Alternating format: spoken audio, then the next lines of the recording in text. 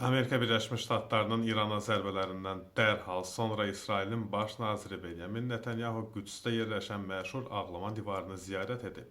O burada dua edib və kağız parçasını divarın daşları arasına yerləşdirib. Bu addım yerli mediada simvolik dini və siyasi jest kimi qiymətləndirilib. Yayılan məlumatlara görə Netanyahu ABŞ prezidenti Donald Trump üçün də dua edib. Ağlama divarı yəhudilər üçün ən müqəddəs məkandır və burada yazılan duaların Tanrı tərəfindən eşidildiyinə inanılır. Qeyd edək ki, Netanyahu İrana hücumdan əvvəl də bu divarı ziyarət edərək dua etmişdi. Trumpın dediyi kimi İranın bütün nüvə obyektləri məhv edilibsə, deməli Netanyahunun duaları Çin çıxıb. Çin demişkən, İrana hücumlar Çinə hər mənada sərf eləmir. İsrail hərbi hava qüvvələri isə Şərqi İranda raket zavodunu vurub.